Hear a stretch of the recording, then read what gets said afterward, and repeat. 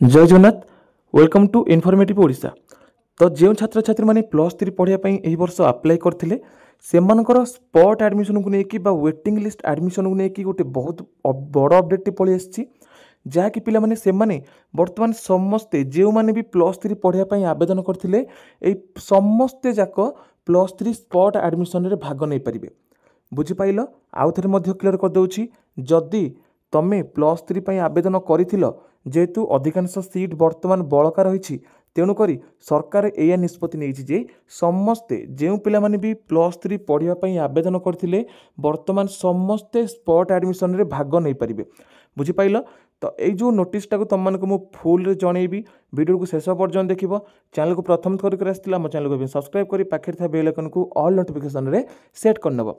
तो स्टूडेंट जहाँकि तुम मैंने देखिपुव जो मैंने भी +3 आवेदन कर गोटे गाइडलाइन आसी जहाँकि रही revised guideline for phase 1 waiting list बा स्पॉट एडमिशन। बुझिपाइल तो देख पिलाने ये मुझे तुमको फुल नोटिस न पढ़ी तुमको मुझे सर्टकट रे कही रखुची ये पिलाने देख लिखाई update not update there a +2 और equivalent mark they are not consider बा दे आर नॉट सिलेक्टेड। तो सही माने जो पिला माने +2 मार्क अपलोड करी नथिल बुझ जो पिला माने मु तुमको फुल नोटिस पढ़े जनाऊनी मुझे जहाँ भी लिखाई मुझे पढ़ी रखी तुमको जनाऊँ बास तुम शुण जो पिला माने +3 फॉर्म आवेदन करिथिलो किंतु +2 रिजल्ट बाहरी थिला तापरे तुम माने मार्क को अपलोड कर नथिलो।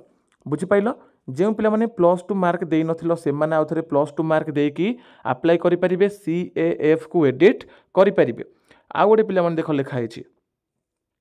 लिखाई now they consider they add their choice आउ लिखाई अपडेट देयर मार्क्स। बुझिपाइल से माने अपडेट करिवे +2 मार्क को अपडेट करिवे एवं जो पिला माने मध्य +3 रे आवेदन करिथिलो से माने पुणी थरे स्पॉट लिस्ट रे बा स्पॉट एडमिशन रे नुआ कॉलेज दे परिबो नुआ ऑनर्स दे परिबो।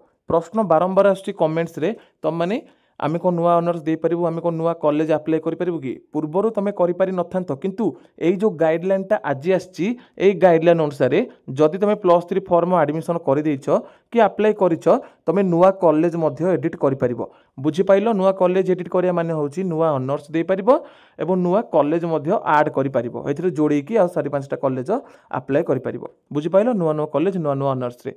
बुझि पाइलो केबे ना तमरो 7 तारिख बुझिपाइल 7 तारिख ठू जुलाई 7 तारिख ठू तुम मैंने अप्लाई करि परिबो। आ गोटे लिखाई मेन पॉइंट सबुठ देख मेन पॉइंट कौन लिखाई ये लिखाई कि applicants who have already been admitted जी एडमिशन कर देछि applicants selected but not admission applicant से सिलेक्शन होता किंतु से कॉलेज को जाकि एडमिशन करनी गोटे not selected at all during phase 1 एवं प्रथम selection second selection third selection रे तार सिलेक्शन होनी माने बुझी पारुछ जी एडमिशन कर देछि सी पकई पारिबो जे एडमिशन जार सिलेक्शन आसीथिला किंतु से कॉलेज को जाकि एडमिशन करनी सी मध्य स्पॉट रे पकई पारिबो एवं जो पिलार टोटल कोनोसी कॉलेज आसीनी 3टा जाक सिलेक्शन रु सी मध्य स्पॉट रे अप्लाई करि पारिबो नुआ कॉलेज दे पारिबो नुआ ऑनर्स दे पारिबो। एटा होछि पिला माने सबठु बड़ अपडेट। बुझी पाइलो सी कौन करेंगे ना previously submit by them will be removed applicants must provide fresh choice और प्रेफरेंस और order participate in 4th round.